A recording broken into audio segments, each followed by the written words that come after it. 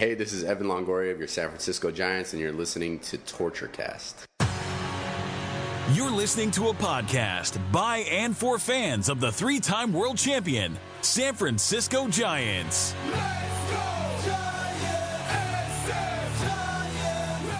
With hosts Chad King and Eric Nathanson. This is TortureCast.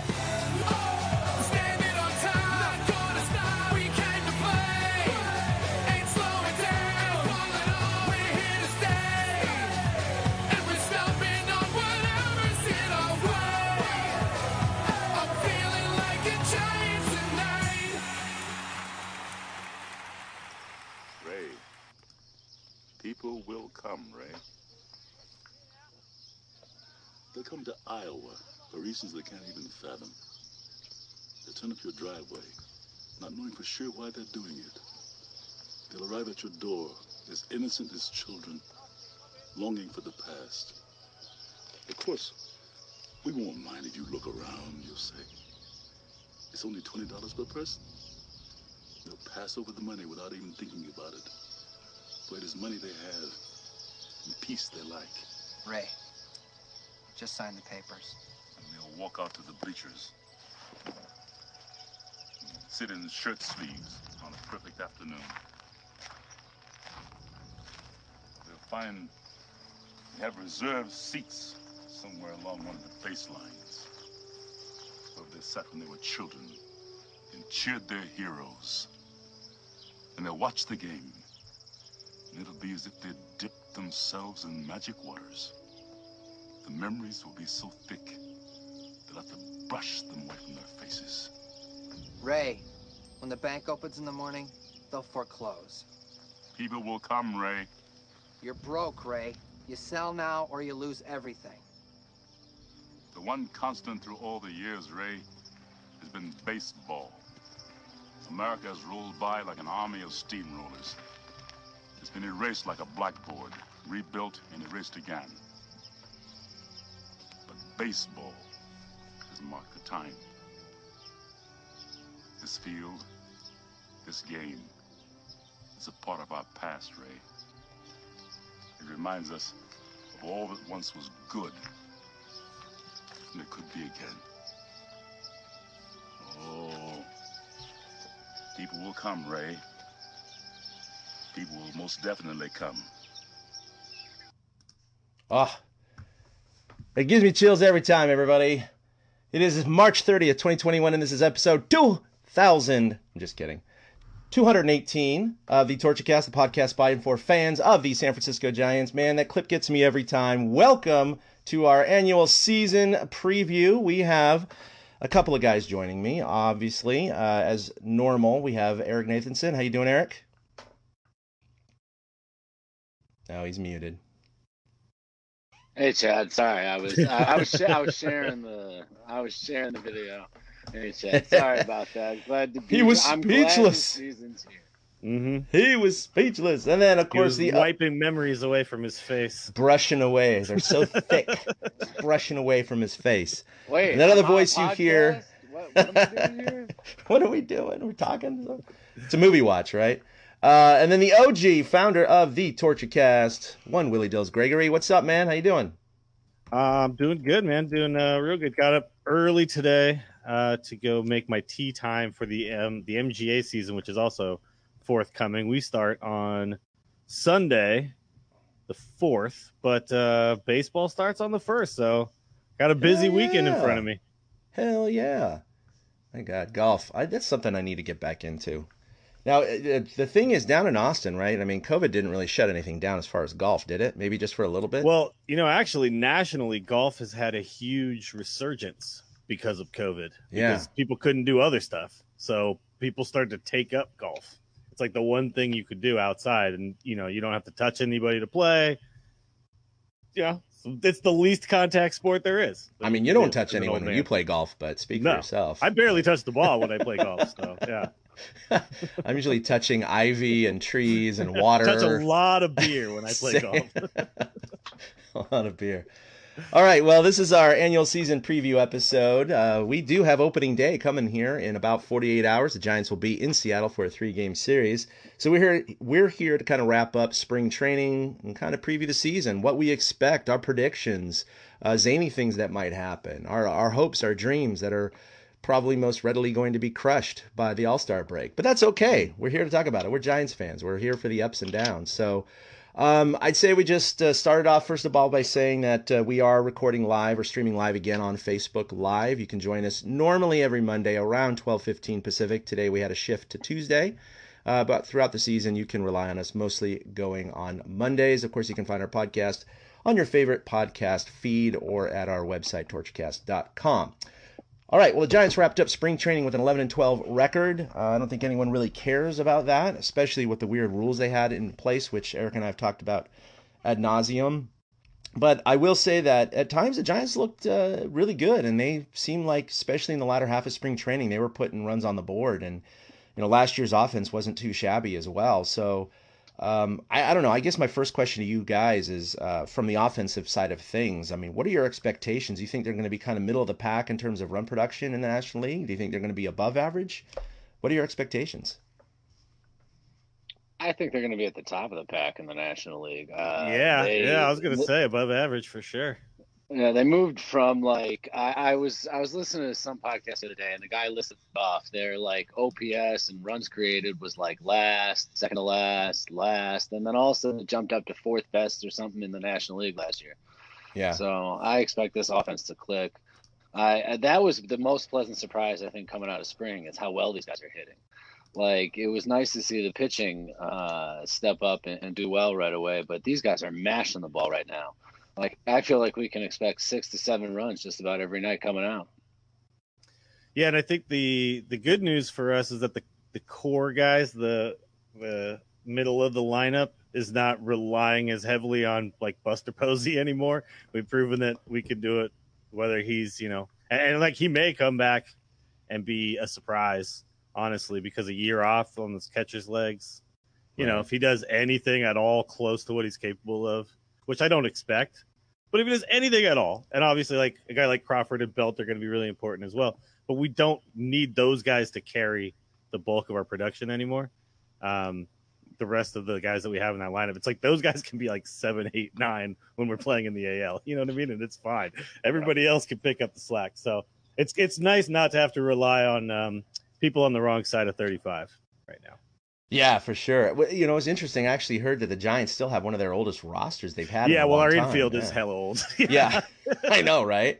I know that's ending soon, right? That is ending soon. We're gonna have a lot of contracts probably off the board next year, and we're suddenly gonna get a hell of a lot younger. But yeah, that said, I mean, I think you're right on not having to rely on guys like Posey or in the past some of their super lineups with Bonds and Kent and Burks and all these guys. It seems like, you have these budding stars like Yaz and others, but even these plugins like, Donnie Barrels and Flores, hitting bombs, a career high at Oracle Park. You get these, nice complement of these guys coming in, and that's partially a testament to their work ethic, but partially a testament to, Farhan seeing potential, I'd say, in these guys, and that's what he's known for. And it does seem like offensively it's coming together, which is great. I'm excited for like a guy like Slater as well. Who's shown some serious potential. It's just, can he be consistent? I don't know. We don't know that yet. Well, I mean, you got to give a tip of the cap to the coaching staff as well, because they've managed to cultivate these guys that you mentioned Farhan has identified. And if we didn't see some improvement in guys like, because like guys like Donovan Solano, like where was he? He was a AAA with the Marlins. He couldn't even catch on with the Marlins, and here he is, a right-handed, could challenge for the batting title this year. Mm-hmm. It gives some credit to Kapler and his coaches, and I'm very shocked to hear myself say that. And also, what's the story with right field? We're still going to have everything shut down there, right? So, the situation hitting in what are we calling it these days? The situation hitting in our ballpark is a lot better than it ever has been. So yeah, I don't see how we're going to be anything but above average offensively. Yeah, that's true. This will be the first full season with the shortened center field area. So, you know, well, and center also and just left center. the close down. I mean, I'm guessing we're still going to be shutting the doors, right, in the free area, which was a huge deal. Oh, I see what you're saying. Yeah, I don't yeah. imagine they're going to suddenly open that up. I No. mean, COVID's not a done deal by any stretch. So, I'm hoping that by the time, you know, because I'm close to getting my vaccination, my mom is actually coming to visit soon. I'm thinking I might be able to see some games this year. Absolutely. I mean, I got my first shot on last Thursday, which is great. All right. So I'll get my second one in, you know, I think April 15th or so. So I'll be like, quote, fully vaccinated by the end of April, beginning of May. But yeah, I mean, you know, last year I covered, I think, 5 games when there were no fans, and they had really strict policies in place. This year, it'll be interesting to see what happens, because they are going to allow fans, 8,000 or something like that per game to start anyway. But as far as media is concerned, I know we're still not going to have access to the players. But I wonder if they're going to ease up a little bit, like, oh, you know, you guys can go down for batting practice, but only stay in this pod. But I doubt that. I doubt they're going to expand. But throughout the season, though, if, you know, we already, I'm not trying to get, you know, political on this show, but we already see cases ticking up nationally, 10% over the last week. Probably because a lot of these states are starting to relax their restrictions too early, and people are going out. And people it's just not even partying. that. Like in Austin here, what happened is, you know, Texas basically just got rid of all restrictions. That didn't mean that suddenly everybody started going out, but it did mean that there was a healthy percentage of people who I've noticed just kind of think it's over now. Well, the governor said it was. So, so I guess, that's the worry, is that, you know, that doesn't happen. But I don't know. It's like I'm feeling real hopeful right now about this. Like the fact that we're going to try to play 162 games. Oh, my God. It's like, come on. Yeah. I get to watch baseball every day again. This is Well, and players are starting to get vaccinated, too. In fact, the Astros are flying from Florida to Oakland for their opener, but they're stopping in Houston for vaccinations. To get like everybody vaccinated. Yeah, right? And also the league is apparently offering incentives for that. So if you get over like a certain percentage or whatever the team, they release some of the stuff for you, so it becomes a little easier. So obviously all the teams are going to do that, right? Yeah. The less restrictions, the better for them. Heck yeah. And I wonder, because or something like that. I think they were shooting for 85%. I know that there are some players and some wives of players, families of players that have already been vocal on social media saying they're not going to get the vaccine. And I wonder, you know, again, if they hit 85% and, you know, 2 out of 10 guys don't want to get it, then that's the way it rolls. But it is interesting, just the different perspective on health from some of these guys. But we'll figure out who those guys are when they don't, you know, kneel for the anthem or whatever on opening day, or we'll go check and see if they're following Aubrey Huff on Twitter, and then we'll know. I'm not getting my Fauci ouchie, right? The Fauci ouchie. I have not heard that ouchie, yet. Wow. All right, that's a good one. What did they announce a couple of days ago?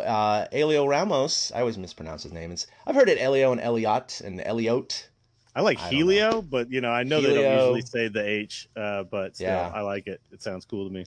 Elliot Ramos wins the Giants' Barney Nugent Award, and so that honor goes to the outstanding player who exemplifies team spirit. Cool. Apparently it was a fairly overwhelming / unanimous decision by the players. But yeah, he had a hell of a camp, hit over 400, shows a lot of potential. And in fact, he just hit his 4-year anniversary of being drafted by the Giants when he was 17 years old. Oh, wow. Now he's 21. Can you imagine that, like being drafted at age 17? I mean, I know some guys have been as young as 15 and 16, but that's just crazy. Where I was at 17, let alone 21. I mean, geez. Yeah, he had to grow up real fast. Real fast, right? But by all accounts, he's doing it well.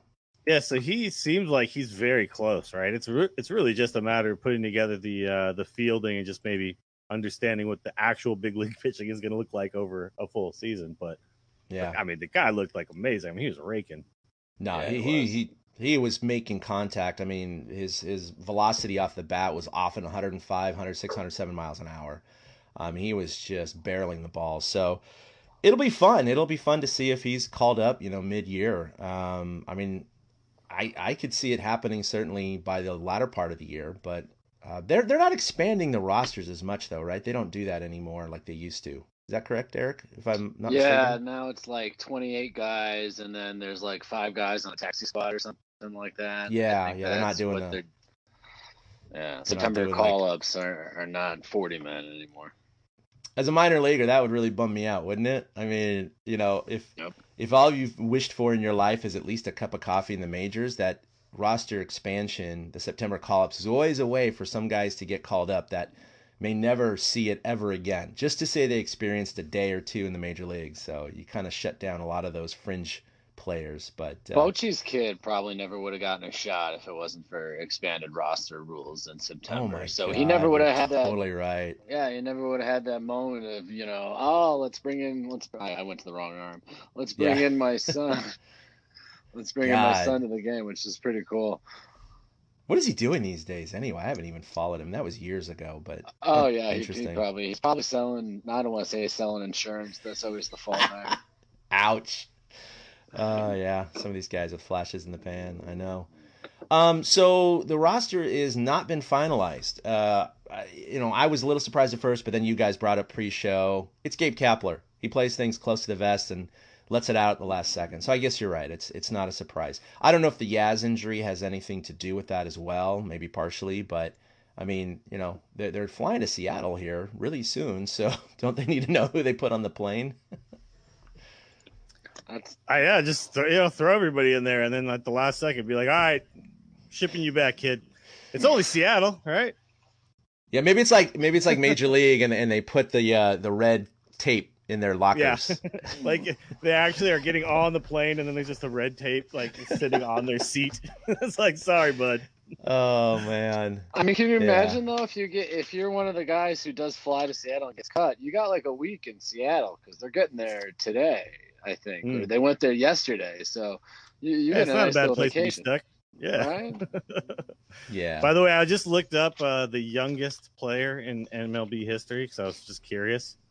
15. Joe Louis Relaford, 12-year-old. Whoa. What? This is professional though. This isn't the MLB. Yeah. Okay. 12, yeah. Jeez, That played man. in a professional game. The youngest to do so in organized baseball history. This is the Pioneers were playing in Statesboro, Georgia. So this sounds like barnstorming or something like that from like way back in the day. Yeah. Did they have a year on that? Was it like 1892 No, it's like this, or something? I gotta like scour this story, but it's like a thing. It's a story about Mike Trout and how he's not the youngest. Oh. So he's in here somewhere. I'll figure it out eventually. I just I noticed friend of the show Brooks Knudsen just pointed out that there's a taxi squad during the season as well. Yeah, So, for COVID. Mm-hmm. Right. So these overage guys, they will be just chilling in Seattle, and if somebody's needed or something like that. So we're gonna That's still have interesting. that shuttle going on. I don't know why they call it a taxi squad. It's because they have to be ready to jump in a taxi. I don't know where that terminology comes from. Yeah. Well, I'd assume they're supposed to be somewhat separated, maybe, or something. So yeah, I don't know. That's weird. That is weird. Yeah, but regardless, I mean, I wonder if they've informed all of the players, like, yeah, you're on the taxi squad, you're not on the taxi squad, that kind of thing, Right. But yeah, looking at the active roster, at least on the Giants website, it's interesting to note, not the 40-man, but the active roster, they actually only listed 27 players here. Yeah. And so they listed 14 pitchers and 13 outfielders. And we kind of looked at the list pre-show, and I know that this is not an official thing, obviously, but I don't know, the 13 hitters look pretty much like that's what it's going to be. Do you guys think there's going to be any differences on this? I mean, I know they only have 3 outfielders listed, but I mean, we're talking like Dubon's there. Yeah, Dubon and Ruff are listed as infielders. And Ruff, so. are listed as infielders. So we know that they obviously can play outfield. The 2 catchers, of course, Casale and Posey. So I don't expect any changes there. So I think that's fairly set. So we're going to have Casale and Posey catching, Belt, Crawford, Dubon, Flores, La Stella, Longoria, Ruff, Solano, Dickerson, Slater, and Yastrzemski. So I think that probably does. Yeah, I think that sounds right. Yeah, how many close. games at catcher do we really think we get out of Posey this year? Is, I guess, one of my questions about where the roster. I mean, that looks like that's where we're going to start, but it feels like, depending on how he ends up actually holding up, one of the earliest changes I could see being made is a third catcher, and everything else probably stands pat. Well, based on what he's been doing in spring training, they claim they're going to try to get him like 100 some odd games. I think that's about where it's going to be. Yeah. Posey seems to be getting swapped out against lefties sometimes, and Casali is catching every like 2, 3 to 5 out of the 5 games. So I think we can realistically look at Posey to be like 100 to 115 kind of guy. I don't think he's a full-time catcher anymore, and I don't think he's going to play first base. Kapler came out and said he's not going to play first base. So, really? Okay. Yeah. So it's amazing. I mean, we were talking about this 4 or 5 years ago, right? Like, when is Bochy going to transition Posey into like part-time first baseman? You know, well, we were talking at some point it'd be full-time. Yeah, like that he would eventually just be a first baseman, but apparently. I mean, honestly, the most valuable thing he can offer a team right now is what he does as a catcher, right? So I guess it just kind of makes sense that as time went on, his bat didn't really hold up, right? His bat didn't stand the test of time, but everything else did. So that's what I'm worried about. Amazing defensive player. That's what I'm worried about going into this season, though, is that his body's still not going to stand the test of time because he didn't really impress me coming out of spring training at all. It didn't seem like he was driving the ball with any authority, and I'm worried that obviously the ceiling on Buster is gone, but the floors, I hope it doesn't drop any farther. I hope he does come back and have a good year, but he did not seem like he's Buster of say 2016, 2015. But I want to see him challenge 300 for the whole, you know what I mean? It's like, I don't expect to get a lot of power, but I would love to see him be like a high 280s, low 290s hitter and just, good defensive catcher for 90, 100 games, right? It would be really fun to get him like one more solid like season on the way out, because I can't see much more. Watching him, I was like, that bat's not moving that quick anymore. It just isn't. It's not the same Buster that we kind of know. His hands aren't the same and his hips aren't the same. Mm-hmm. Well, and that's what he had the issue with again this spring was the damn hip, right? It was tightening up on him all the time. So we were hoping, almost 2 seasons removed from his hip surgery and taking a full season off, that maybe he'd come in better shape. And you can't say he's in bad shape, but that hip is still bothering him. So I can't imagine that not flaring up during the season if it flared up in spring training. Dude, my hip flares up when I sleep on the couch for like an hour. So squatting for 9 innings, that just sounds crazy. No, it does, and he's getting up there. So Eric and I chatted a couple episodes ago about where we think he's going to be next year, and obviously we know that the Giants have an option for him next year. They're probably not going to exercise that option at that contract amount. They could buy him out. But, he might be at a part in a season where he wants to retire with one team. Maybe he'll take a hometown discount to be a veteran on the club. But if not, maybe there's someone out there that wants to sign a veteran catcher for, a few million a year. You know what I'd love to see? Coach Posey. Let's go. Here's a quick thought. Here's just a thought exercise. What if Buster Posey, Joey Bart is doing so well in the minor leagues, and Buster Posey is not doing as well? What if the Giants look to move Posey at the deadline? What if some contending team looks to trade for a veteran catcher that will help their staff down the stretch? Do you think the Giants would consider trading Posey around the deadline if Bart makes that a possibility? I mean, if a team has a need for a catcher, like somebody who can handle like a staff or something really well, and that's kind of what they're missing. If he's got value, yes, but it's just he's that value to somebody. You know what I mean? And I don't know. I can't think of the team right now offhand. It was just something. No, I can't either. I can't place it. I'm thinking like maybe the Angels or somebody is contending all of a sudden and they didn't expect it, or I don't know who the Braves catcher is, and I could see the Braves being a fit because Leesburg, Georgia boy with Buster. I don't know. It's something that I've been contemplating because they're showing their willingness to drop Posey in the lineup, and I think that shows their willingness to go away from Posey if they feel the need be. I love it. Some of the comments here. Yeah, we're getting a lot of hot takes. So I actually think though that the Giants. So once we moved away, from Bochy and everything, and we it's all new as far as the top structure is concerned. All of that like loyalty based on this string of 5 years has really gone away, right? And they don't have that remember 2014 feeling anymore. You know what I mean?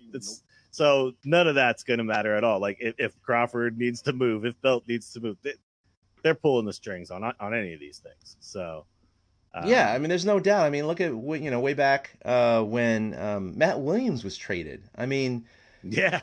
Right? And that was, with Sabian, obviously he was relatively new and everybody was cursing him out. Well, Zaidi's somewhat new, so he doesn't have what you just said, those emotional attachments. He's aware of them, obviously, very intimately aware. Yeah, the fans have them. But, yeah, he was with the Dodgers then. I'm not going to be rude, but he doesn't give a crap about the fans. Yep. And I know we could say, oh, Posey puts butts in the sand. Well, at this point, does he? Like, overbuilding a championship roster again? I mean, 8,000. I'm not for trading him, regardless. Right. But that's why I brought up the Braves, because we're just he has a full no trade, so that's true. That's why I bring up somebody like the Braves or somebody like the Angels, who gets to stay in California. Even the A's across the bay, it could be a possibility. I think if it would help the team and if it's a better situation for him as far as playing time or what he can do, a challenge, I don't think he would veto something that made sense. He just seems like too good of a guy for that. You know what I mean? Yeah. But also, he's not just going to like get shoved, to some crap team just to like limp to the end of his career either. And he shouldn't. That should not happen to him. No, I would certainly hope not. No doubt about it. Yeah. So anyway, this is crazy stuff we talk about in our season preview, right? Never know what's going to happen during the season. I'll be honest. I brought that up because I put that hot take out there over the weekend, and it caught fire, and I didn't expect it to. I really think the team should trade Buster Posey, and I think it would be wise for them to do it if Bart forces the option. And it did not go over well, and I don't expect it to go over well here either. You know what, though? We're all hoping Bart presses this issue. We want to see that kid succeed, right? So I agree. And make it hard on us. Make it hard on us, Joey. That's right. We want him to perform. This is, and we'll move on. But my last thought is, you remember when we traded Benji Molina? Buster Posey came up. The Giants went on to win the World Series. Why can't Buster extend the same courtesy to the next guy in line? He's the new Benji Molina. There you go. He should go to the team that we end up beating in the World Series this year. Yeah. There you go. Send him to the Angels, like I said, and then Giants, Angels. Or the Yankees or something like that, right? And then we'll beat the Yankees in the World Series. Easy. This all sounds easy. I love it. All right, you've touched everything. Is just sunshine and roses right now. Look, we're tied for first place right now, baby. You can't talk me out of it. We're winning it all. Winning it all, baby. God, we used to do that. Why are we going to win it all? Not so much anymore. All right, well, speaking of the roster, Yaz was hit by a pitch yesterday in his left hand. It looked bad. It looked worse than apparently it really was. X-rays are negative, so he's listed as day-to-day. Guys like Crawford came out and said, yeah, it looked bad, but he's going to be okay. The question is he going to be starting in right field opening day? We don't know yet, so we'll see how that materializes. But, doesn't sound like it's going to be too much of a problem. Yeah, but I know when I got hit in the hand, even though it doesn't get broken, first of all, it was by a 75 to 80 mile an hour fastball, not a 90 plus mile an hour fastball. And then I'm sore for like 2 weeks, man. I can't grab toilet paper, so I don't, Well, and you don't have to go out and try to hit 100 mile an hour fastballs afterwards. Exactly. Yeah. So that's it's a little different, but man. All right. Go ahead, Willie. I'm just going to say, I predict he'll be fine. I predict he'll be in the starting lineup opening day because I really do feel like, we did talk about how the Giants are one of those teams that tries to keep a lot of things secret up to the last minute. But with something like this, I think they would be talking about it if there was really a serious problem here. But it seems like it's kind of a non-issue. Yeah, it's good. All right, so the Giants are going to be opening Thursday. They have a really odd 3-game series going Thursday, Friday, Saturday with a Sunday off day in Seattle, and then they're going to be followed by 3 in San Diego. So we'll be back that Monday morning before they start in San Diego. So it's a little weird, but their home opener doesn't happen until April 9th versus Colorado, so we still have another 10 or 11 days for that. What are you guys' opening day traditions. I mean, ESPN and MLB Network always has like triple, quadruple, quintuple headers opening day. Thursday, well, what are your plans? Like, what do you typically do? Well, this year, I'm just excited to actually be able to watch, like, for sure. I tried to watch as much during spring training, but obviously a lot of stuff wasn't televised. Yeah. It was kind of funky, and listening to the radio was giving me like some vibes, but I'm not going to watch anything else. I'm going to sit down for this one Giants game. I'm going to watch that. I hope that we win, and I'll be very excited. But other than that, that's it. I mean, it's weird being here in Austin because it's not the same as in San Francisco. I'd like go to a bar. You know what I mean? For like opening day, especially if I could. Or a lot of times if I was working that day, we'd have the radio on in the office, right? And everybody would be talking about it. But I'm going to be alone. So, and by the way, here in Austin, we just lost our San Francisco Giants / 49ers bar. It shut down. Oh, really? Yeah. It wasn't like the spot in New York, honestly, but it was cool that it was here. It was pretty close to my place. The bar was kind of douchey though. Like expensive drinks. They always had like really young bartenders who weren't very good, but they were like wearing push-up bras and stuff. You know what I mean? It was that kind of bar. They're trying to make it the sports bar feel. It's not really the kind of place I go in San Francisco, but still, when you would go there for a game, everybody had on their 49ers gear or the Giants gear, and that place is no longer here. So I was considering that, and then I looked it up, and it's gone. So it's going to be me at home. Yeah, Finnerty, you're right. Finnerty shut down too. Finnerty's is gone in New York. Yeah, that was really sad to see. I never got a chance to get out. I know that was a bucket list thing of mine to go there and watch a game, but that never happened. I know. What about you, Eric? What are your plans? Well, it's funny. It's different this year. It's my first West Coast opening day. That's right. So it's gonna be wall to wall baseball regardless. What I usually do is I do try to just set aside the day, and back in the day it was watch whatever triple header was on ESPN. Hope that Giants Dodgers, if that was the opening game, made it to the slate of games on opening day.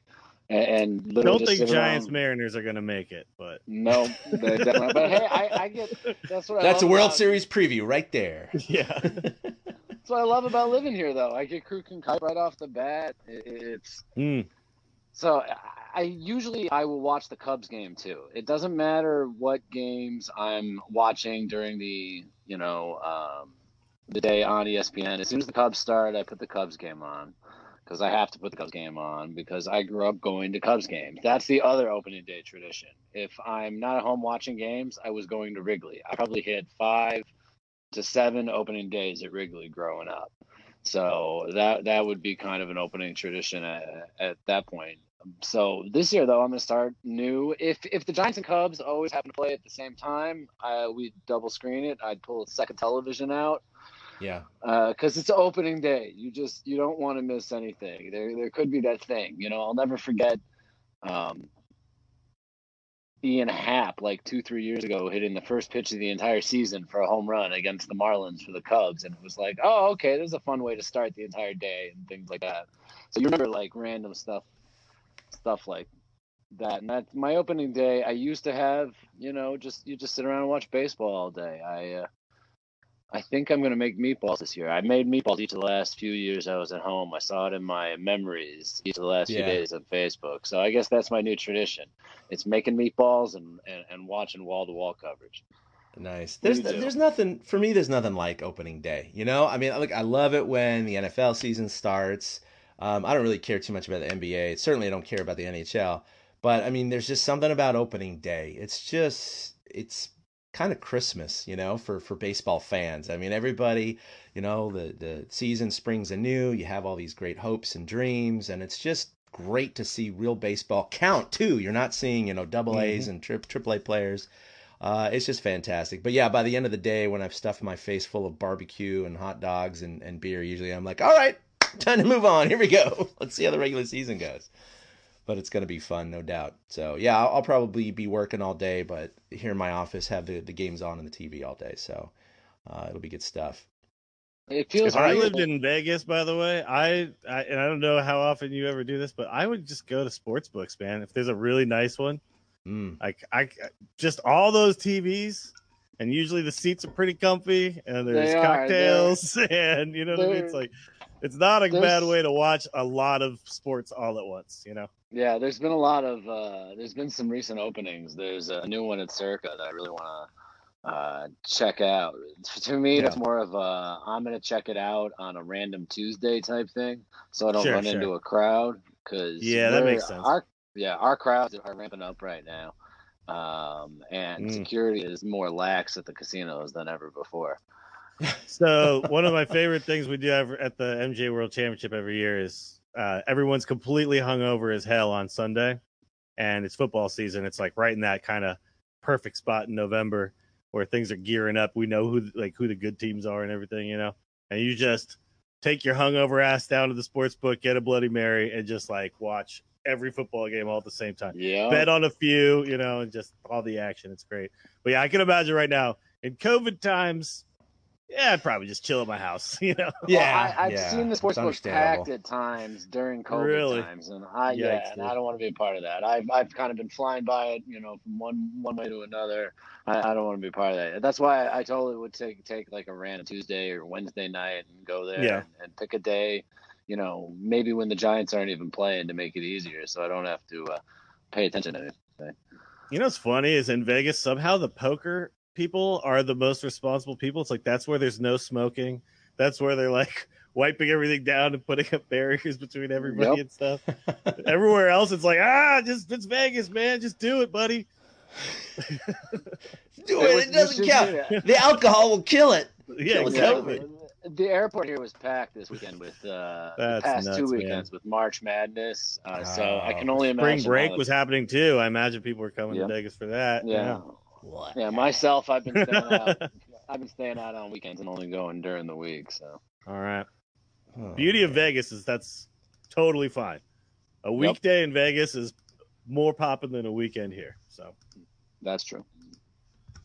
All right. I do love it here. Yes, I was gonna say let's transition. Are we still talking?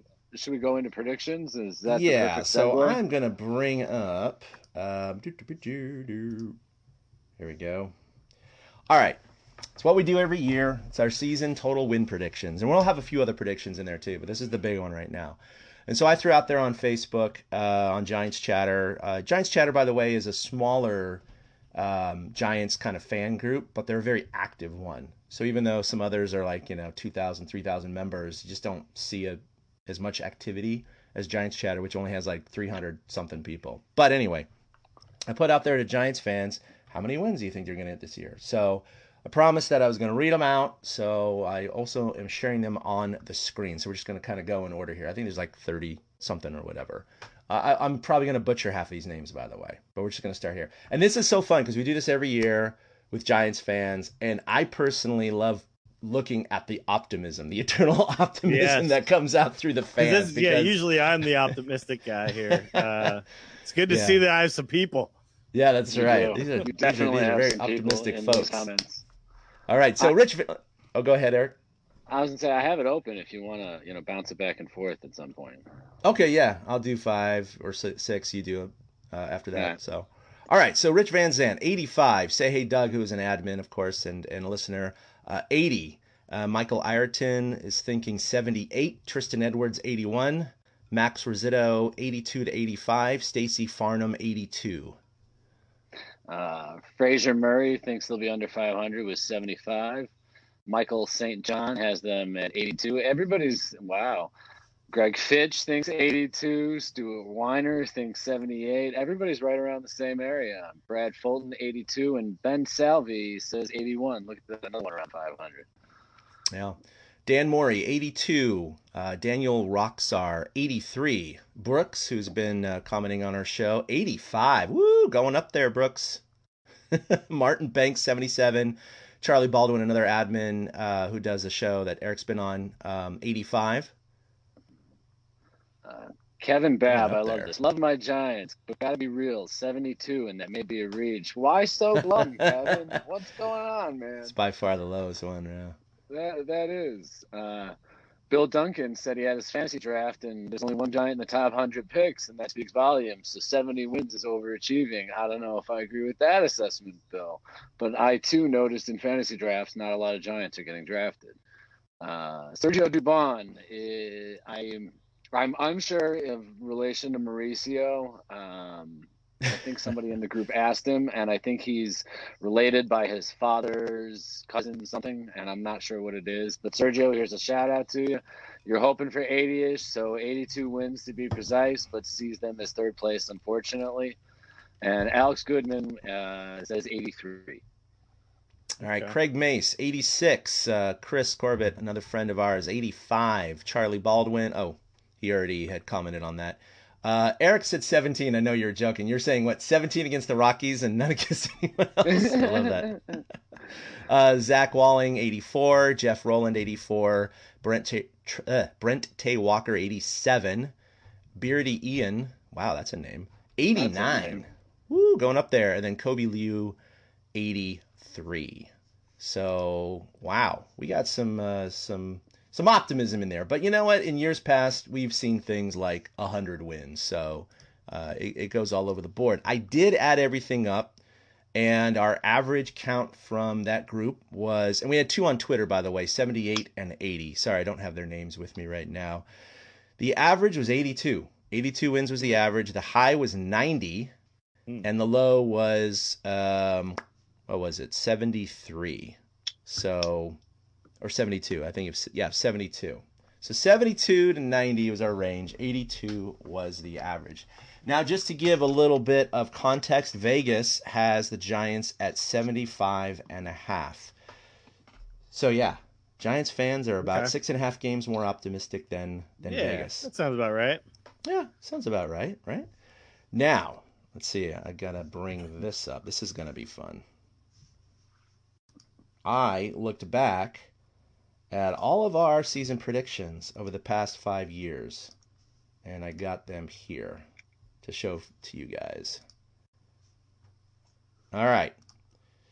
So, we got 2015 through 2020. There's a lot of numbers here, but let me walk you through it, okay?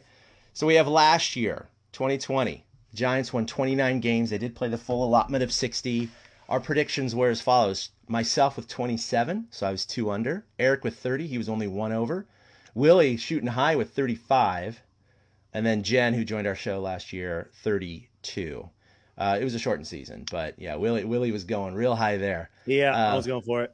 Yep, going for it, baby. Yep. Hey, you know what? They lost their last 3 games of the year, and they just missed out the playoffs by 1 game. So, I mean, you know, if they pulled a couple 3 out of those, they would have been in the playoffs, and you would have looked a lot better. Oh, I think they overachieved from what we thought, honestly. So yeah.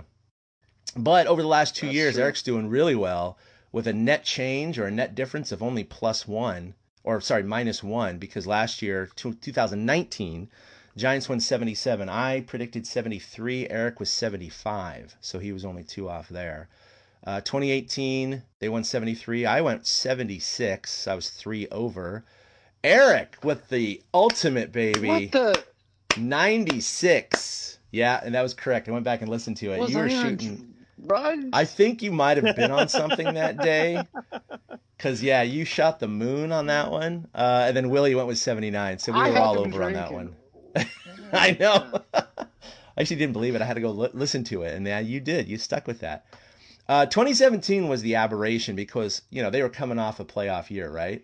And even Vegas had them at 88.7 for 2017. So even Vegas thought they were high. They only won 64. That was their really atrocious year, right? I went with 89, Eric 84. Look at, I was even more optimistic than Eric that year. Yeah. Willie with 91, and Ben, our old friend of TortureCast and former host, 89. So we were all 20 plus games over, but Vegas was 22 games over. So that's kind of that aberration. Everybody was a year. little optimistic that year. Yeah. Well, it wasn't us being too optimistic. It was the Giants falling on their face. Yeah, exactly. Yeah, exactly. We were riding a high. We thought they were going to be pretty good. And then some things happened. Oh, man. 2016. Oh, looks like we lost Eric for a second. 2016, they won 87. I went with 90. Eric with 94. Ben By the way, with 86. Was 2015 when Bumgarner had the freak accident on the last day? Or the injury on the last day of spring training, or was that a different year? I thought that was 2017, to be honest. Okay, but yeah, okay. Yeah. Because, he also so. he had the scooter thing, and then he had, like, the injury, like, in an actual game or whatever, right? So it was, like, 2 years when we got shot in the foot, like, right away. Yeah. And then 2015, they won 84. I nailed that year at 84. Eric with 92, and Willie with 87, a little closer, and Ben, 88. And Vegas was 85 that year. So if you kind of average it all out, including that outlier year, Vegas was off by about 7 wins.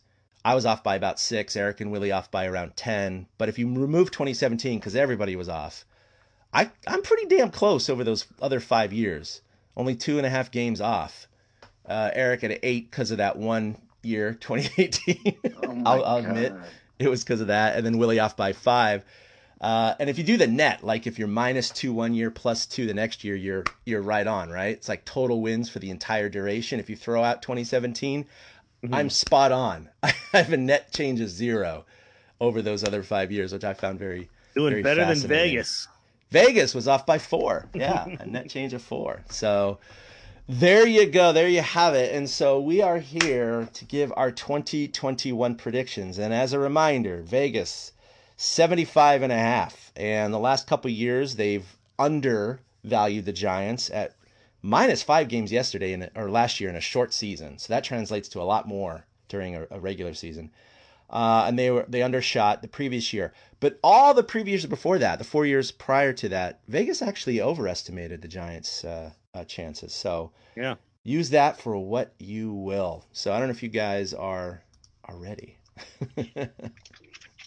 Yeah. I'll go first if you want. All right. We got a sacrificial lamb. Who you got? I think the Giants are going to finish in 3rd place in the division.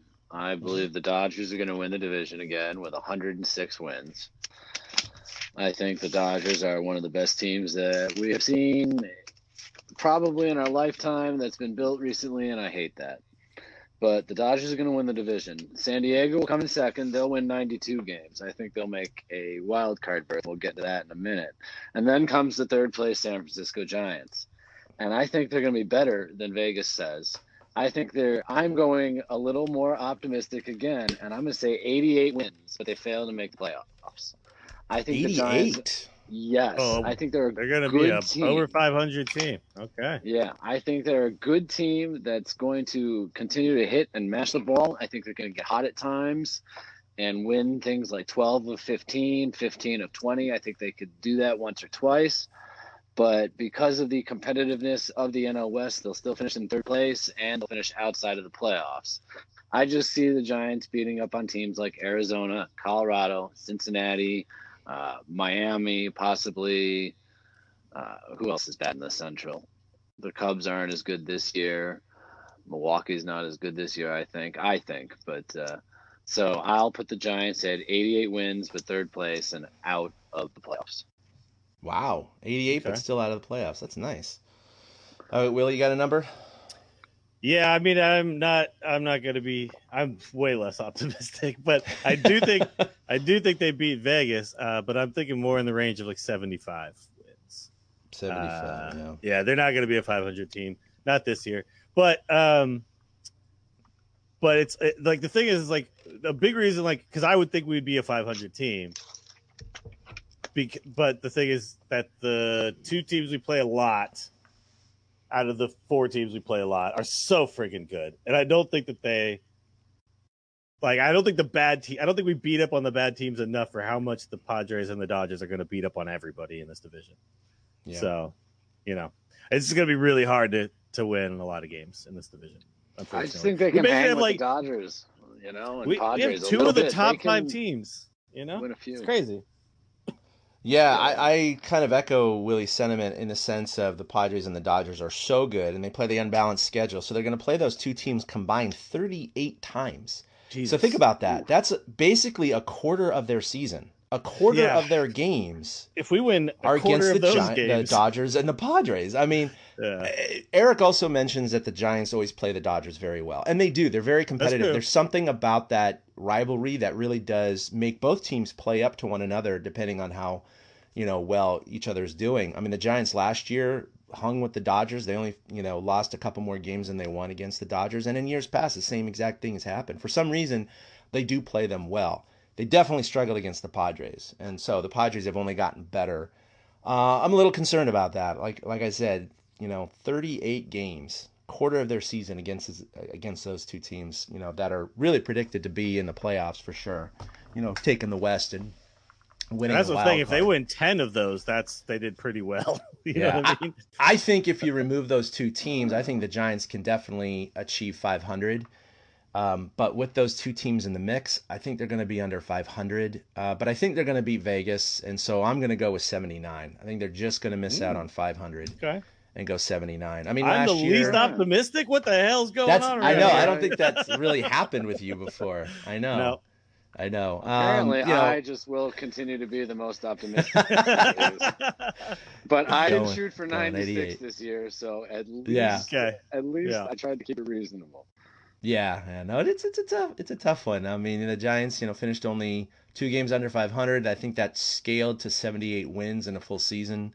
I think that's kind of where they are. I think they're close to 500, but they're not going to be able to close out certain games. They're not going to be able to hang with the Dodgers and Padres in late innings. It's just all those little things. Baseball is a game of inches, and I just think they don't have a lot of room for error. So they're going to be plenty of games they win by a lot and they hang on. But those games, I think they're really going to win tight. a lot of games 8-7, and they're going to lose a lot of games 7-8. You know what I mean? Like, they're going to give up a lot of runs, and they're going to score too. But definitely. look at how do the Dodgers also have like the best 3 pitchers? You know what I mean? And the best like position player at every position. Like, what the hell?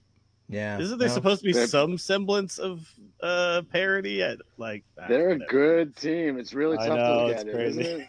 It's crazy. I hate it.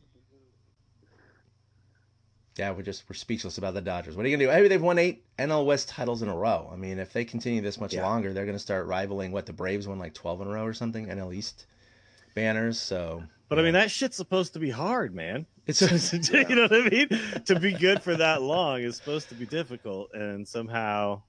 I mean, their roster looks a lot different than it did 8 years ago, and they're still winning. But it's money, and they had developed a really good farm system, and Farhan helped build a lot of the championship team. That is true. And so, hopefully there's a little bit of residual, energy that only lasts another year or two, and hopefully, they'll start striking out like, say, the Yankees do perennially. I mean, more recently they've been doing better. But look, they didn't they didn't get in the playoffs last year, right? They haven't won a World Series since 2009, but they keep building a super team every single year and failing. So hopefully the Dodgers start repeating that pattern. That'd be nice. So I will say this. I saw a post the other day that the Giants were like the 5th highest worth franchise in baseball. I don't know if you guys saw this. So, it was the Dodgers were above us, the Yankees were above, the teams you'd expect. But, the 5th, as far as just total worth of the team, it was like $5-something billion or whatever, something crazy. So, I mean, if we get to the point where we feel like we're close, we're a team that can spend that money, Yeah, well, and again, after this year, we have to deal with the collective bargaining agreement, of course, to see if there's going to be a season next year. But so many contracts are being wiped off the table. I mean, they almost have a blank checkbook next year. They really do. Yeah. So that's what's going to be nice. They're now starting to develop their farm system. We're just cracking the top 10 in those rankings, which it's just going to get stronger and stronger. We're going to wipe the contracts out from Belt and Crawford and Posey. Things are looking better for 2022, 2023, and 24. And I mean, there's no reason to doubt that the Giants can be ultra competitive here in the next year or two. If we can get a couple of guys on this team to have over 30 home runs, then somebody who's a home run hitter, I mean, I know it's like crazy, but like Flores and Diaz, you know what I mean? Yeah, like that's not that crazy. If 2 guys can get to 30, suddenly this is going to look like a place where guys can get a lot of home runs again. You know what I mean? Yeah, I think for that's sure. been a thorn in our side for a long time. It's like, why does the top lefty in baseball want to come to the Giants? You know what I mean? He doesn't. His home runs go to die in Triples Alley. So we got to get rid of that thing. And it looks like this year might be the year where that goes away. So I hope so. I hope so. And I hope it's not just the fence being brought in, but it's performance of players. Yeah, that will highlight other players going, maybe it's not a Death Valley over there, you know? Yeah. Triples Yeah, Alley maybe I kills can everything. get a few home runs up there. You know? Yeah. All right. Well, speaking of playoffs, the other thing we do every year, of course, is look at. Oh, actually, you know what? I skipped it. I should go back to that. Before we get to the playoffs, let's talk about Playoffs? Playoffs? You talking about playoffs? By the way, I was watching Ted Lasso. Highly recommend. We're about 6. I've heard really episodes good in. things. I just really don't have, good. It's like the one thing I don't have access to is Apple TV. Yeah. Like I'm like, what? Why is it on that? Put it on Hulu, damn it. I know. It's an excellent show, by the way. Anyway, he goes off with this whole playoff rant, which reminded me of, Allen Iverson. All right, so let's talk about team predictions. Who's going to lead the team in home runs? I'm going to go ahead and start this off. Just give me a name and a number. I'm going with Yaz with 28. Okay. We're just going to miss out on 30. Well, I'm gonna say Flores gets the 30. I think Yeah. Yaz doesn't, but I think Flores does. He's a strong boy. He is. He's a strapping It just lad. depends on how many at bats he gets, I guess. You know what I mean? Yeah. He's fun Sure. too. He was interviewed Yeah. during the game on Sunday when Yaz homered, and he was a lot of fun when he was talking to the guys. He was giving Kipe some the business, telling how much he liked listening to his home run calls. So he likes watching the highlights of his own home run calls and listening to Kuiper call him. He loves it. I think that's just so funny. I'll go with Austin Slater. And Whoa, yeah. The dark horse pick. Dark horse, definitely. I How many think, did you say? 27. 27. I think the okay. Giants have depth. I think that they can get 3 to 4 guys over 20 homers this year. I think Flores will get there. Yaz will get there. Solano might get there. You know, there's entirely possible that they could have 4 guys over 20 homers. Dickerson could get there, 5. You know, this could be the most powerful lineup we've seen since the early aughts. Now that's what's fun about it is they don't have, you know, the one Barry Bonds or the one Kevin Mitchell or whatever. They have a bunch of guys who have the potential to hit 25 to 30 home runs, and that's what's so exciting about it. Yeah, if Belt's healthy a whole year. I mean, I could Dickerson, see Belt or Longoria. Flores, I didn't even mention Belt. Longo, right? Yeah, those 5 right off the top of your head. If those guys just don't get hurt and play and actually get, 450 to 500 at bats, like why wouldn't they be able to do that? Yeah. So. Absolutely. So some of our listeners, Chris Corbett, Belt and Dickerson both hit 27 this year. Sergio Dubon, Flores, hands down. The DH games will help him get to 30 dingers. So, sure. We're kind of on the same wavelength here. All right, what about wins? Eric, let's go back, snake draft this thing. All right. Oh, geez. I'm just going to say I can't do it. All right, I'll just say Gaussman. I'll say Gaussman and 15. If he does what he did last year, then he should be able to win more than he lost. I would love to say somebody like Logan Webb, but that's stepping out too far. No, yeah. I'm going to go Gaussman as well, but I'm going to say it's like 10. Yeah. Yeah. I don't think it's 15. Yeah, it's a hard one, right? Especially if you think they're only going to win 75 games, right? I just like don't think 1/5 of their wins right there. Yeah, 15. I just don't think the way our team operates that a lot of our starters even qualify for victories in games we do win. Yeah. You know what I mean? True. Like that's just not the way the Giants operate their bullpen anymore. So And that's what's it's going to be hard for different about anybody this to get year. over 10. Yeah, we're going to have a ton of starting pitchers this year. I expect every one of these guys to hit the IL at some point, and I expect minor league guys. Berger is getting stretched out to be a starter. I expect Casimir might make an appearance as a starter. We're going to see a ton of starters this year, so it's going to be tough to accumulate wins for any of these guys. And it's just Kapler's style. You know what I mean? He just he likes to move around a lot of things during the game. A lot of guys don't get to go farther than 5. That's the thing is a lot of guys aren't going to qualify based on being pulled in the 4th inning when, they're in trouble and it's a tight game and he has a lot of bullpen help. If he ever does openers, and then like you guys said, I mean, they're starting with 5 starters. Those 5 starters are going to look a lot different in 3 months, right? So you're going to have this just big revolving door of starters. We're going to have guys starting that we never even heard of, let alone some guys down in the minors right now, right? So some of the veterans that they've signed. So yeah, I think Gaussman as well, but I'm going more like 12, and I think that's like max on the outset. It's going to be tough for a pitcher to hit double-digit wins. I think it's possible, but I think it's going to be hard. if he has an ERA of around 4, like slightly under whatever, the offense will get him wins, right? Mm-hmm. It's just, will he pitch 5 innings, 6 innings in those wins? Yeah. But and a guy like Logan Webb, who obviously has that new changeup, which was devastating in spring training. He had an excellent spring. But, he's got the injury bug, and he's young, and he was not thrown against all major leaguers during spring. So I don't fully expect him to come into his own. I think he's going to have a good year, but I don't think he's going to lead the team in wins. So batting average, I'll start first. I know an obvious one could be Donnie Barrels because of what he did last year, and I think that's a good pick. I don't know if he can repeat. I really don't. So I'm gonna go a little dark horse here, and just cross my fingers that he's healthy this year, which is like suicide. I'm gonna go Brandon Belt. Brandon Belt, I was about to say. I think he might be able to crack 300 this year and lead the team. I don't think Solano's gonna hit like 325 again during a whole season. He's for a shortened season, obviously it was great, but yeah. So I'm thinking Brandon Belt around 305 to 310ish. Okay. Well, if you want to talk OBP, then it's definitely Brandon Belt. If we're talking batting average, then I think it's Yaz. He's going to hit. He's going to be 300 on the dot. He might lead the team with 299. You know what I mean? It's like I don't know. I think a lot of guys are going to be close though. I think we're going to have a lot of guys between 280 and 300. Mm-hmm. But I just don't see us having. Yeah, like you said, I don't think Solano's going to be 320 for the season or whatever. You know what I mean? So no, the longer season goes, your average always dips. I mean, that's just a proven fact. Yeah, he was basically hot for a 60 game stretch, which turned out to be a whole season, right? So but exactly. I think Yaz can hit for average pretty good, and also he runs down the line pretty well.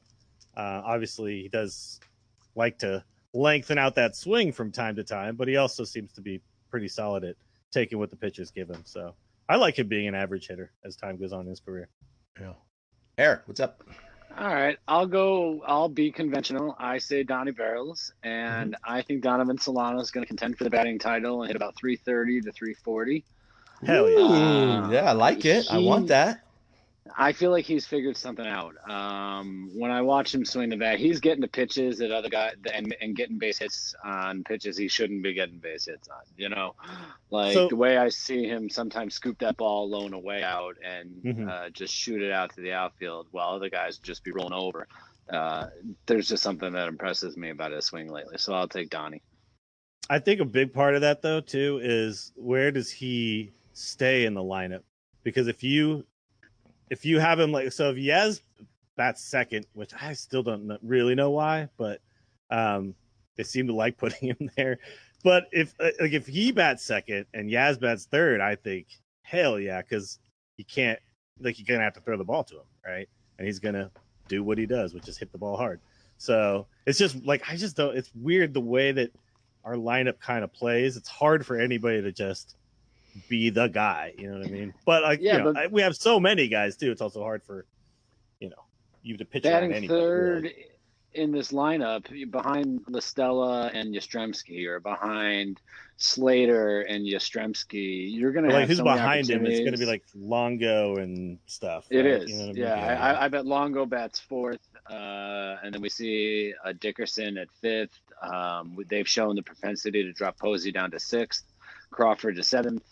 And then Dubon would bat eighth with the pitcher hitting ninth in the in the regular park games. I think that's what we're looking at, and I think that's why Solano batting third has a shot at it. I think Yastrzemski himself is part of the reason Solano is going to have such a good year. Nice. Sure. I mean, if Yastrzemski's on a lot, right? Hell yeah, makes things a lot easier. Yeah, it does. All right. Then the last category, just to round out pitching. I know these are old school stats. We're not going whip and BABIP and OBP and all that stuff like that, and WAR. But ERA, just good old school ERA. Now I'm gonna go with someone different than Gaussman, and that might sound counterintuitive because I thought he'd get the most wins, but we all know that number of wins doesn't always equate to that. I think that even though Logan Webb's going to be injured for a good portion of the year, so that's what's going to kind of hurt his chances of getting the most wins, I still think, assuming he qualifies, like for minimum innings pitched, I think he's going to lead the team in ERA. And then we're talking about starters, like not, relievers and stuff that have the bulk of the innings. I'm thinking Logan Webb at about a 4.2 or so. I think that'll do it. Okay. Wow. I'm gonna say Cueto's not gonna pitch a lot, but his ERA is gonna be pretty good when he's healthy. And then so he pitches one game and gives up one run, and his ERA is 1.2, and there you go. No, he'll get hurt at some point, but he'll have been really good for a while, and we're like, we just want him to be back where he used to be, but he just, he'll have 15 starts on the season or something. Yeah. But he'll have like a sub-3 ERA during those 15 starts. Yeah, I think. Because he's shown he's capable of that shit. You know what I mean? Oh, yeah, absolutely. It's just the thing is he just gets hurt and then he sucks. It's like it's hard to pitch hurt, man. Yeah, and he's getting up there. He's not the same old young Johnny Cueto used to be. I used to love it, but his style though, should be decent for a crafty veteran, right? All the weird timing shit that he does and everything. So I don't know. He seems like one of those guys. He's been a crafty veteran. I know for his whole year, yeah. But he just can't throw in the mid 90s anymore, right? So it's he's got to be real crafty. Extra crafty. A lot of shimmies. I'm gonna agree with Chad. I'm gonna go Logan Webb, but I think he's gonna have a lower ERA. I think it'll be about 3.5. All right. Okay. Those are all good. All right, and then just, pick a player, and if you think they're going to get a special award, you don't have to list, if you think multiple Giants are going to get Gold Gloves. I mean, I guess you can go ahead and do that. But, if you think anyone's going to stick out there for, a Silver Slugger, a Gold Glove, an MVP, a Cy Young, anything like that. Now, I myself, the Giants, I know Yaz was in the MVP conversation. That was during the first 30 games of a 60-game season, guys, right? By the end of this, he was out of the conversation after game 40. It wasn't there. So I think the same thing's going to happen. Someone's going to get red hot, which typically happens almost on every team. Oh, yes, it's going to be MVP. No, it's not going to happen over 162. Silver Slugger, I don't see anyone winning the batting title. I know there's Silver Sluggers for each position. That's different, but I'm talking about batting title. But Gold Gloves, I think the Giants are going to win at least 3 this year. How many All-Stars do we have? What? Well, that's a good question. Who's gonna win a Gold Glove? This is one of the worst defenses I've seen in my lifetime. Who's gonna win a Gold Glove? I'm going Buster high. Posey. I'm shooting high, baby. I'm shooting high. That's a good question for All-Stars. At least one. Yeah, we'll have one. I think realistically 2. I think Yaz and Solano. No pitchers. Not a single pitcher. I think Jake McGee. I think Jake McGee might be a reliever if he gets hot, by the All-Star break. Maybe he makes it as a reliever. And it'll be like the 4th replacement for, 4 or 5 injuries that happen on the last day, one of those things. Whenever those managers have to dip super deep and you're like, wait, that guy's on the rock? What the hell? Some utility guy. This is the thing that I don't get. It's like we have this whole team of journeymen, right? And then some people have all the All-Stars. It's it's not fair, man. And I'm saying this as a Warriors fan, so That's right. Yeah. I knew it wasn't fair then, and it's not fair now. Oh man! So I don't know, Eric. Did you have anything? I know you laughed at the Gold Glove thing. Do you think there's anything coming out of this team? No, okay. Yeah, you're thinking 88 wins, so there's got to be some. Got to be an All-Star on that team. Yeah. There's Austin Slater, there's Mike Yastrzemski, and there's Donovan Solano, and 3. Yeah, and I don't think anybody wins the Gold Glove. You can tell I really think that's funny. This is the word. It hurts to watch this defense some days. So it's hard for me to, unless Longo just goes. But on Brandon Crawford can't put together one more quality season at agree. shortstop. Somebody else, I agree, could totally have one of those seasons where it's like, yes, he wins it. If the Giants are a surprise team, then they're going to be looked at for these kind of awards. Sure. So I think they'll be a surprise team. So I have to consider that they might. But like I said, I think Donovan Solano contends for the batting average title and wins a Silver Slugger at second base again. I mean, that was a surprise last year.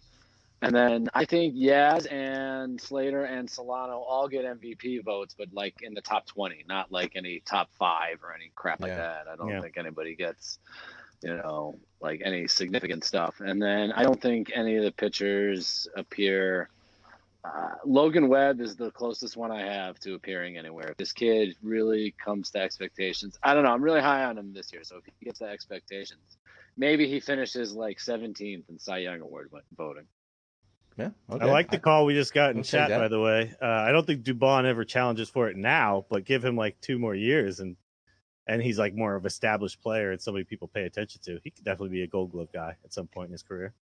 Yeah, he definitely has some to learn. I just think he's not. Are off, but he's young. He's just not a name right now, too. He could have like a super amazing season in center field, and people won't pay any attention because it's like it's just other people that are going to be, they're already going to have their votes locked in for like 4 or 5 guys there. It happens, right? With the writers. I mean, you got especially. Mookie Betts I in know. the friggin' same division. Like, I know. Really, It's like, there you go. Yeah. All right, so one more thing before we wrap up our season preview, and we do this every year as well. Playoff predictions. Last year, I don't have it up, but I know that I did take the Dodgers begrudgingly, and unfortunately they did win it. But let's go so as far as we know, there is no expanded playoffs, but it's not official yet. That's the funny thing. What? It's just by I thought default. we were just going back to the 2. They said if they don't cards. have an agreement on expanded playoffs, we are just using the standard 5 teams per. Yeah, league, 2 so. wild cards and 3 division winners. Yeah, right? exactly. Yep. So that's the assumption at this point. They just haven't formally announced it. But I mean, last year, I know it was a weird year, but they started the season before having an agreement. So it was pretty fun though, to be honest. Like I was skeptical, but it was pretty damn fun when the Giants could actually still potentially make the playoffs. You know what I mean? Yeah, it was nice having the Giants, in it literally all the way down to the final out of the final game of the season, and the Brewers Where ended Austin up Slater got making it. screwed, man. I'm so pissed about that. Yeah, I know. It's That- the worst way to end a playoff drive. You know what I mean? Those called strikes were ridiculous. They had a chance, oh my god, man. What are you doing? All right, I'll lead it off. I'm just going to cover my 5 picks for the National League. For the NL West, I think, unfortunately, the Dodgers are going to repeat for a 9th time. I mean, if it ain't broke, right? NL East, I think the Braves. I know a lot of people are picking the Mets as the surprise team. The Braves are still really good. I don't see, the Braves kind of losing that grip. The Central's kind of a quagmire of a bunch of mediocrity, so I'm just kind of picking a name out of the hat, and I'm going with the Brewers. I think the wild cards are going to be the Padres because, I mean, they're going to be a juggernaut this year. I just think they're going to fall a few games short to the Dodgers. And I do think the Mets are going to be better, so I think, looking at the NL Central is not very good. No one else from the NL West is going to compete for a wild card spot, so I'm thinking the Mets as the second wild card. Eric, what about you? I was going to say, I'll go. I have pretty much the same picks. I have the Dodgers in the West, the Braves out East. I took the Cardinals in the quagmire of the NL Central because just like you, it's a bunch of teams mixed together. I don't think the Reds will contend, and I don't think the Pirates will contend. But the Cubs, the Cardinals, and the Brewers will probably be fighting it out. So I think St. Louis comes out of it. And I think the wild card game is just same as yours, San Diego and the New York Mets. I think the Mets did enough. I really do. And it's funny because the Padres and Mets are 2 franchises where people go, well, that's the Padres, and well, the Mets are going to Mets. And I think those two franchises get to play in a wild card game. I hope it becomes an epic wild card game because that's kind of a neat little matchup to have in a season like this. Because those are definitely the 2 off-season champions on paper, the Padres and the Mets. So I think it'll be fun to see them in the wild card game. I have exactly the same stuff except swap the Braves and the Mets. Oh, gotcha. Okay. I think the Braves get the division, the Mets get the division, and the Braves are in the wild card. All right, cool. So you're going pretty much Dodgers. everything else. Yeah, pretty much everything else exactly the same. Well, Milwaukee or St. Louis for the Central? Oh, St. Louis there.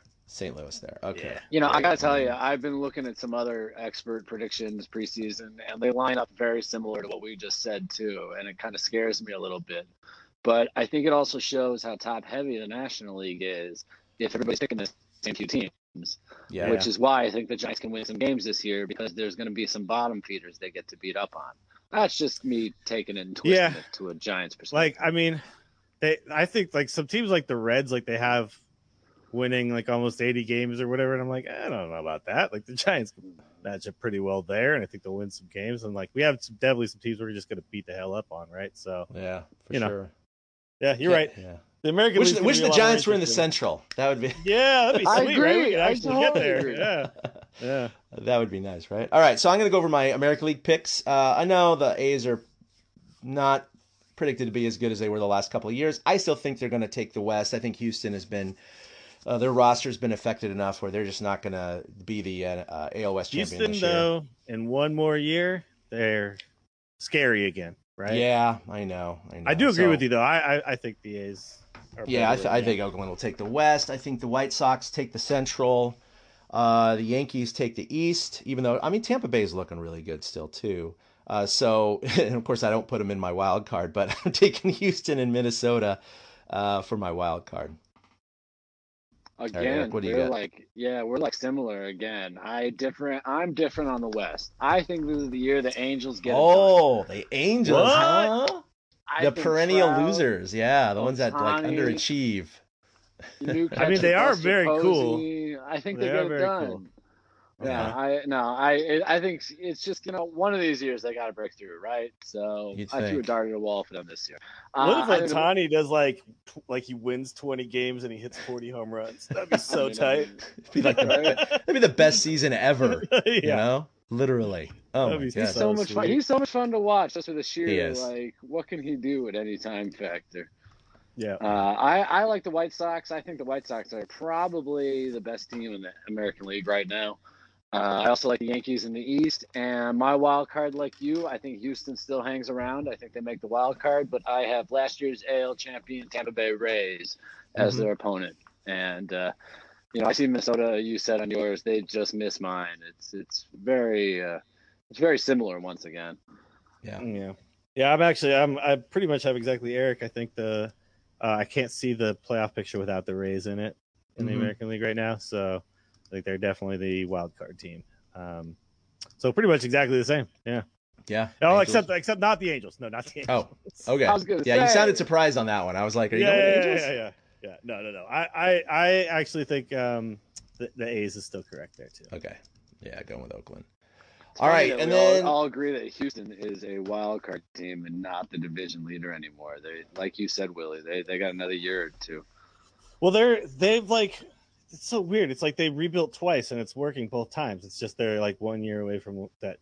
You know what I mean? Yep. That scary thing where everyone's mad that they're back in the World Series picture. I've been talking. Even though Obviously, half like, the players are different. I know they're all different, exactly. Like, Right. but people don't like to forget stuff like that.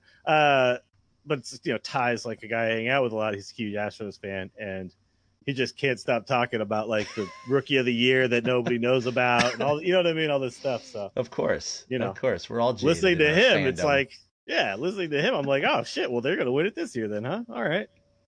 Yeah. Okay. Well, I think if you had half the Giants fans on national TV, they'd be like, "Wow, there's no reason they can't compete for the NL West." Sure. They'd be like, "I could think of a few." All right, and then without going, round by round, it's just NL who's going to be in the World Series and then who's going to win. So, I know the Dodgers faced the Padres last year, and the Dodgers pretty much crushed the Padres. If the Padres pitching rotation stays healthy, they specifically signed guys like Yu Darvish and Blake Snell for those short series. And obviously we saw what Blake Snell could do in the playoffs with the Rays. God damn it, why was he taken out? But I think, if they face in the 5-game or the 7-game series, I think it's possible the Padres could have the upper hand on the rotation if everything stays according to plan. Because we know Kershaw is going to Kershaw in the playoffs and things like that. That's what I'm saying. Yeah, the So- Dodgers have this black hole in the playoffs every year. Yeah, this uncertainty. So I think the Padres get through the National League, represent them in the World Series.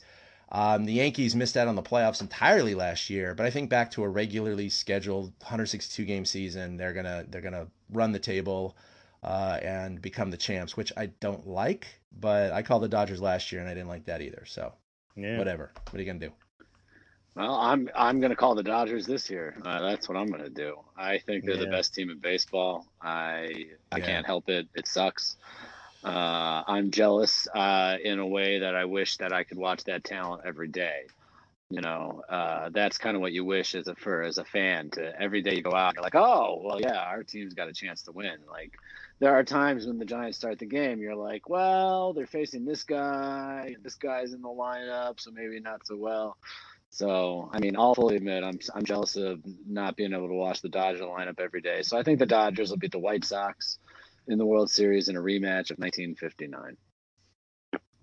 Okay. Well, I'm also gonna take the Dodgers, but they're gonna beat the Yankees. Yeah. In the World Series. In a rematch of 1950 this, 50 this. Yeah, the rematch. You know what I mean? These fucking years. Like 10 times in the World Series or some shit like that. But I mean, it's gonna be very exciting for the television broadcasters. You know what I mean? They're gonna love it so much. LA versus New York. Oh my god. Yeah. Yeah. You know what'll be funny too? It'll be LA versus New York.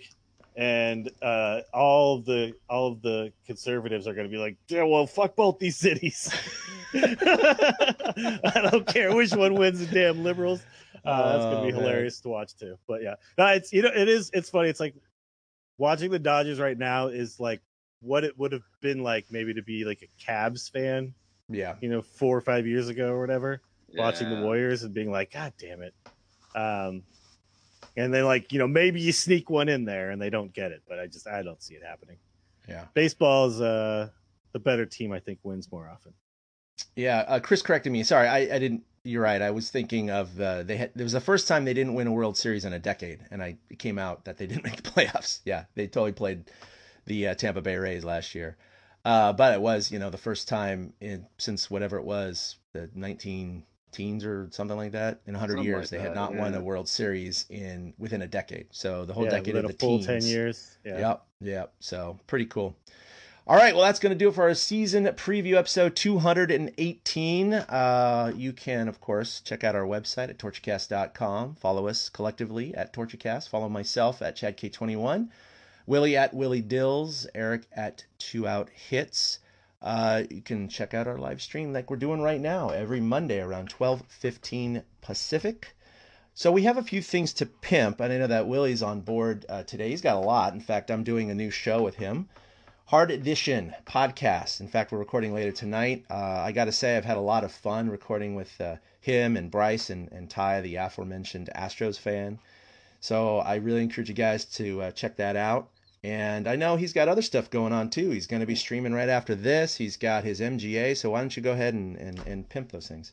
Sure. So yeah, I'll be streaming the new Hearthstone expansions out. So twitch.tv/Willie Dills, where you can catch me doing that. There will be a lot of streams in April, it looks like, just because it seems my schedule's opened up quite a bit because I was actually working a contract job for a little while there, and that is ended. So unless something else comes along, I'm basically going to be streaming every day. And then also, of course, like Chad mentioned, if you like our opinions on random other shit, which sometimes we talk about here on TortureCast, the Hard Edition podcast is us talking about basically anything and everything. So you can check that out. It's still not, I believe, on iTunes, which I'm trying to figure out why.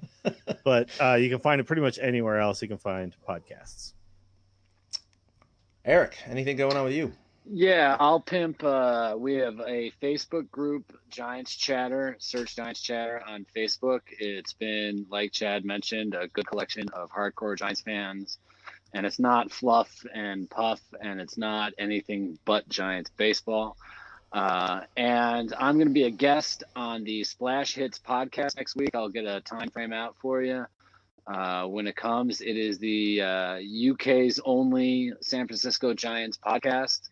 So that'll be fun to talk to guys across the pond, get a little perspective. I know we have listeners overseas, so that'll be good for them to tune in to Splash Hits Pod, and I'll get more information for that out. I think next week I know we're recording sometime next week. I just don't know if it'll be before or after our next show here. Cool. All right. Very cool. Well, that's going to do it for episode 218. We'll see you next Monday around 12:15 Pacific for our first regular season podcast of the year. Can't wait for that. We hope to come to you weekly and hopefully we'll be attending some games, getting interviews, and all sorts of good stuff. So thanks for tuning in, guys. We'll see you next week. Boom. A big thank you to everybody for listening to the TortureCast, the podcast by and for fans of the San Francisco Giants. Follow us on Twitter at TortureCast. You can also like us on Facebook or check out our blog at TortureCast.com. I also want to say thank you to Ashcon and Bailey for letting us use their song Feeling Like a Giant for our intro. For Ben Lee and Chad King, my name is Willie Dills saying, we'll see you next time.